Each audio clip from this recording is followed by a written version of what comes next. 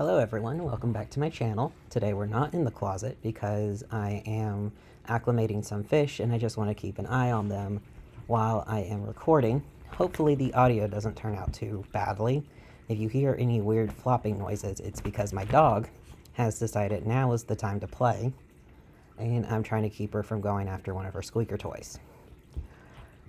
Since we're acclimating fish today, I thought it'd be fun to talk about what got me into fish keeping, because it is a hobby I've had on and off since I was a kid, and more on lately as I recently got my biggest fish tank, which is a 75-gallon tank. It kind of sort of started when I lived in Japan. I was a military brat, so I lived on the Kinzur Air Force Base, I believe it's called, over in Okinawa. And my parents kept a little 10-gallon tank of neon tetras in the office. I mostly remember this tank because I had my teeth pulled there. You know, when you have the baby teeth, and my dad decided it would be a good idea to attach my tooth to the doorknob and slam the door closed. It didn't work the first time. The second time it did, but we never found the tooth. So if you're ever going to do that with a child, don't do it on a carpeted surface. And make sure the tooth is really loose, because it hurt like a mother. Well, we moved back to the US, and we still had the tank, but we didn't have the fish because I don't think you can bring fish in from Japan. I don't know.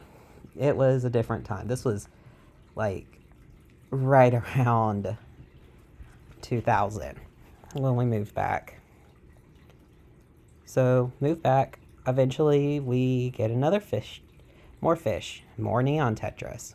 And if you don't know what neon tetras are, they're like an inch long, they're blue, and they have a little red stripe that reaches about halfway up their body. And I remember that fish tank because my sister and I got in a fight, and she threw me down, and I chipped my tooth on the tank stand. It was like wrought iron or whatever. She didn't get in trouble. And now both of my front teeth are chipped, so it doesn't even matter. After that, we didn't really have fish tanks. My parents didn't have the patience for it, and really, there was so much other things to do. We ended up moving to a city that was on a lake, and I spent more time swimming than I did anything else. And it went on until my sister, during one Christmas break while I was visiting home, while I was in college, my sister was in high school, she was like, hey, I've got 2 betta fish. One of them, they were both in water bottles, so I took one. He was a male. I named him Enkidu because I was in my English class and I thought that was super sophisticated. And I eventually got him out of the water bottle and into like one of those half-gallon cubes. Now I know it's horrible and very bad conditions for a betta. At the time, I thought I was doing better by him. Well, Enkidu ended up passing, which might have been for the best because I was living in the dorms at the time, and they don't really let large tanks in the dorms. And I didn't get another fish until I dropped out of college for a bit. So a couple years later, I was up in Illinois, and I was like, I kind of want a betta fish again. I had Enkidu. I still remembered him. I missed him. I started researching betta fish and like how to take care of them. And you know how sometimes you end up going down a rabbit hole. Well, one night I was researching betta fish at like 9 p.m. and by the time I realized that I was getting tired, it was 3 a.m. But I found out lots of cool things, like betta fish, for example. They were actually bred to be more aggressive. It's a very specific type of betta, the betta splendine. They are a labyrinth fish, meaning that their lungs let them take oxygen from the air. And so it's a good idea to let them have access to air so that they can have a chance to do that if they want.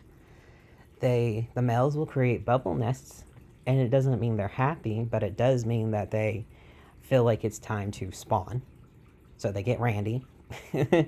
And They also have been bred for all the different colors and all of that fun stuff. Um, they come from Thailand, so they're tropical. They like warm water. And people used to be like, oh, we can find betta fish in puddles. Well, it turns out those puddles were rice paddies. And rice paddies may not be super deep, but they're very, very, very long. So I ended up making a new fish tank, a little 10-gallon tank, and I got a fish from Thailand, and I named him Roanoke. My friend that I was living with decided that she wanted a betta fish, so we got another one, and she named him Smog. They both ended up staying when I moved back down to Alabama, and I got more betta fish after I moved into my own apartment.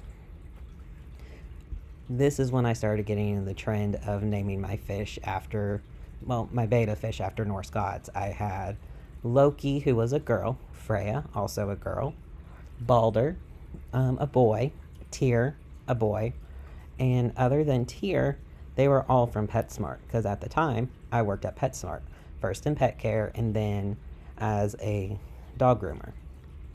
Freya actually was my first female, and I got her after a customer knocked her cup off of the wall and she fell and had her side sliced open. So I took her, I put her in a nice warm tank, figured out how to do like salt baths to kind of help sterilize the wound while it was healing, and she ended up being a very gorgeous purple color. All of my fish survived to be 3 plus. Betta fish can live 4 to 6 years, so I wasn't doing everything right, but I feel like I did give them pretty good lives, especially because I don't know how old the bettas from PetSmart are. Balder was my last living dude, and he moved around with me a bit. He ended up passing away after we moved up to Philadelphia. For a while, it's just like, all right, no more tanks. Gave away all my things, threw away everything that couldn't be sold. But the bug hit me again. And this time I was like, I don't want to just get a betta fish. I'm not going to just get a betta fish. I talked to my apartment complex that we're living in now, and they're like, oh, we don't care what type of tanks you get. You live on the bottom floor. As long as you can fit it in your home, you're good. So we ended up getting a 75-gallon. And then I got a 10-gallon. And then I got an 18-gallon. And I'm not really sure, but I plan on taking footage after the fish are acclimated. And I don't know if it's going to be from the 75 or the 18-gallon.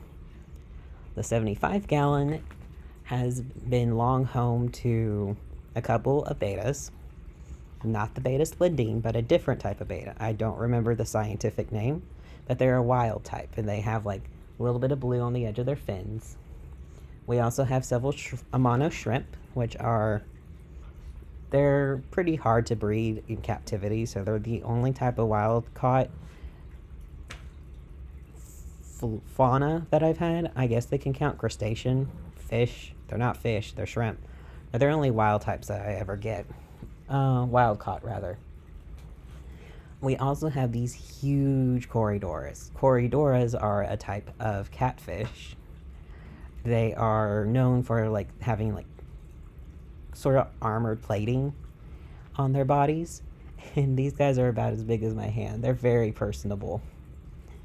The 10-gallon has a betta, and I want to tell you a bit about him. His name is Jormonger, though I call him Jorm because I can't actually pronounce that name. He's named after the snake from Norse mythology. And we saw him one day acting super feisty while we were at our fish shop that we love to go to. And Briar and I couldn't stop talking about him on the way home. Just nonstop thinking about this fish, because when we were there, he would follow us and he would be very, very feisty.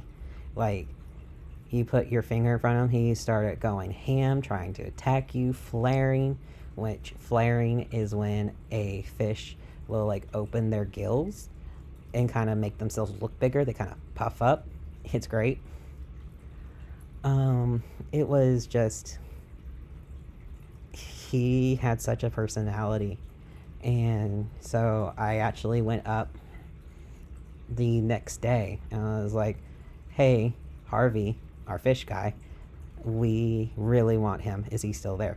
Yes, he's still there. I drove up by myself, got him, and it's a bit of a drive to go to this fish store from where we're at, but I was able to, I don't know,